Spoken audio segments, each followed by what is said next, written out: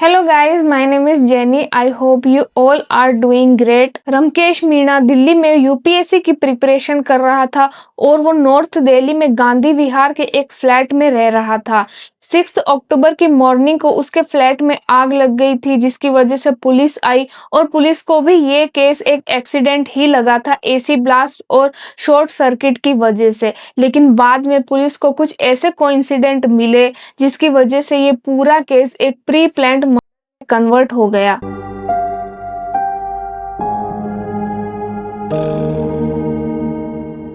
रमकेश Meena 32 years old Rajasthan के Dausa district का रहने वाला था। रमकेश के फादर एग्रीकल्चर का काम करते हैं और मदर हाउसवाइफ है। रमकेश का एक छोटा भाई और 2 सिस्टर है जो कि दौसा में ही रह रहे थे। रमकेश ने स्कूलिंग गवर्नमेंट स्कूल से की है और ग्रेजुएशन में पॉलिटिकल साइंस से बीए किया है। 2023 से दिल्ली में यूपीएससी की प्रिपरेशन कर रहा था और नॉर्थ दिल्ली के गांधी विहार तिमरपुर एरिया में E60 ब्लॉक के फ्लैट में रह रहा था। 2025 में रमकेश की मुलाकात अमृता चौहान से हुई। अमृता चौहान यूपी के मुरादाबाद डिस्ट्रिक्ट के रहने वाली है। अमृता के फादर एक प्राइवेट कंपनी में जॉब करते हैं और मदर हाउसवाइफ है। लेकिन 2024 में अमृता के पेरेंट्स ने एक पब्लिक नोटिस निकाला जिसमें उसके बैड बिहेवियर और घर से भागने की वजह से उसे डिसओन यानी कि घर से बेदखल कर दिया था। ये नोटिस 8 जुलाई 2024 को पब्लिश हुआ था, जिसके बाद से अमृता अपने पेरेंट्स से अलग रह रही थी। अमृता ने बीएससी फॉरेंसिक साइंस की स्टडी की है। 2025 में अमृता दिल्ली में फॉरेंसिक इंटर्नशिप और कोचिंग के लिए आई थी और तभी उसकी मुलाकात रमकेश से हुई थी। मई 2025 में रमकेश और अमृता में फ्रेंडशिप हो गई थी और अगस्त तक दोनों रमकेश के फ्लैट में लिव इन रिलेशनशिप में रह रहे थे। इससे पहले अमृता पीजी में रह रही थी। इन दोनों का रिलेशन बहुत ही कम समय में स्टार्ट हुआ था, तो जाहिर सी बात है दोनों को एक दूसरे के बारे में ज्यादा कुछ पता नहीं था। और दूसरा, इन दोनों की एज में काफी डिफरेंस था। रमकेश 32 इयर्स ओल्ड का था और अमृता 21 इयर्स ओल्ड की थी। स्टार्टिंग में दोनों के बीच में सब कुछ नॉर्मल था, लेकिन धीरे धीरे दोनों में डिफरेंसेस आना स्टार्ट हो गए थे। इस रिलेशनशिप के दौरान इन दोनों ने काफी इंटीमेट और प्राइवेट मूवमेंट्स को फिल्म भी किया था, लेकिन अमृता ये नहीं जानती थी कि रमकेश इन फोटोज को सेव करके रखता था। लेकिन बाद में अमृता ने पुलिस को बताया कि रमकेश ने ये इंटीमेट वीडियो और फोटोज सीक्रेटली फिल्म किए थे। सितंबर 2025 में अमृता ने रमकेश के लैपटॉप को देखा था, तब उसे पता चला था इन वीडियोस के बारे में। उसने रमकेश को डिलीट करने को भी कहा था, लेकिन रमकेश ने डिलीट नहीं किया और इन दोनों का झगड़ा बढ़ता ही गया। इन दोनों का रिलेशनशिप बिगड़ने का एक और कारण भी था कि अमृता अपने एक्स के टच में थी और ये बात रमकेश को पता थी। लेकिन दूसरी तरफ नेबर का ये कहना है कि रमकेश के नाइट कॉल्स की वजह से दोनों के बीच झगड़े होते थे। जब रमकेश ने इन फोटोज और वीडियोस को डिलीट करने से मना कर दिया था, तब अमृता ने अपने एक्स सुमित कश्यप को इस बारे में बताया। सुमित कश्यप अमृता के होम टाउन मुरादाबाद का ही रहने वाला था। सुमित मुरादाबाद में गैस सिलेंडर डिस्ट्रीब्यूटर का काम करता था और एक लोकल गैस एजेंसी को मैनेज भी करता था।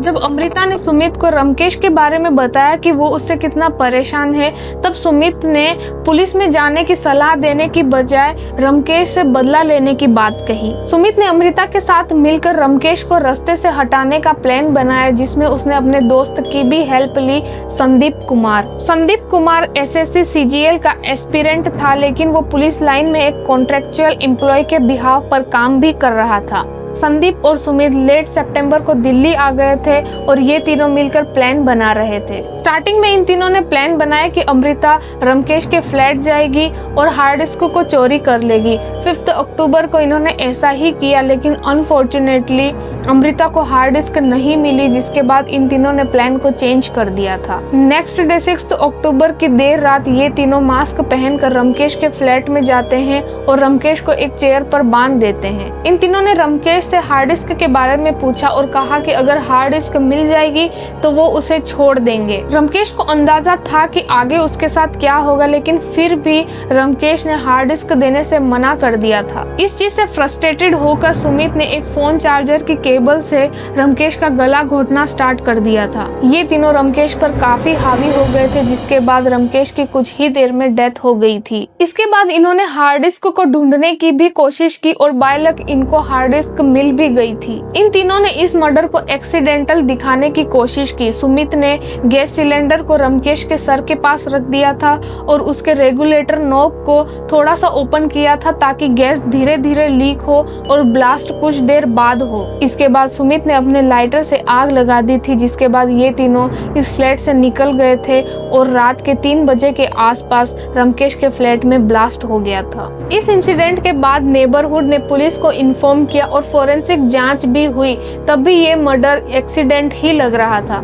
ये केस पुलिस एक्सीडेंटल ही क्लोज कर रही थी, लेकिन रामकेश के पेरेंट्स ने एक बार जांच करने की मांग की, जिसके बाद पुलिस ने सारे सीसीटीवी को देखा। इस फुटेज में 5 और 6 अक्टूबर को एक लड़की और 2 लड़के मास्क पहनकर इस बिल्डिंग में आते हुए नजर आए। पुलिस को इन पर शक इसलिए हुआ क्योंकि न तो कोई पेंडेमिक चल रहा था और न ही दिल्ली में इतनी ज्यादा सर्दी है कि मास्क लगाने की नौबत आए। पुलिस ने इन तीनों को कांटेक्ट करने की कोशिश की और इन तीनों का फोन बंद था, जिसके बाद पुलिस इन तीनों के होम टाउन में भी पूछताछ करती है।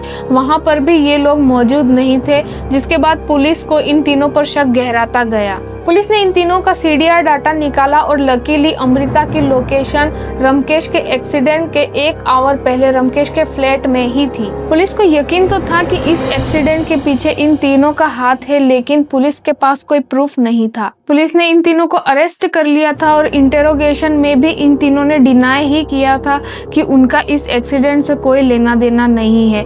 पुलिस ने इसके बाद फोरेंसिक टीम से फिर से बात की और जांच करने की मांग की। फोरेंसिक टीम ने एक बार फिर से अच्छे से जांच की, जहां पर पता चला कि गेट के नेट को कट करके फोल्ड किया गया था और बाद में उसे वापस से हाथों से ठीक भी किया गया था, लेकिन इस गेट में सिर्फ पतला हाथ ही अंदर जा सकता था। जिसके बाद पुलिस ने इन तीनों को एक्सीडेंट साइट पर बुलाया और बारी बारी से तीनों को अपना हाथ अंदर डालने को कहा। इन तीनों में से सिर्फ अमृता का ही हाथ अंदर बाहर जा सकता था, जिससे यकीन हो गया था कि रामकेश के मर्डर में इन तीनों का हाथ है। पुलिस ने इन तीनों से फिर से सख्ताई से बात की, जिसके बाद इन तीनों ने जुर्म कबूल कर लिया था। जब पुलिस ने हार्ड डिस्क को चेक किया तो उसमें सिर्फ अमृता की ही रिकॉर्डिंग नहीं थी, बल्कि 13 और गर्ल्स की भी प्राइवेट वीडियो और फोटोज थी। मींस ऐसा बिल्कुल नहीं कह सकते हैं कि एक बेगुनाह का मर्डर हुआ था। ऐसे लड़कों की वजह से न जाने कितने केस सामने आए हैं, जिनमें लड़कियां इन फोटोज और वीडियोस की वजह से ब्लैकमेल होती है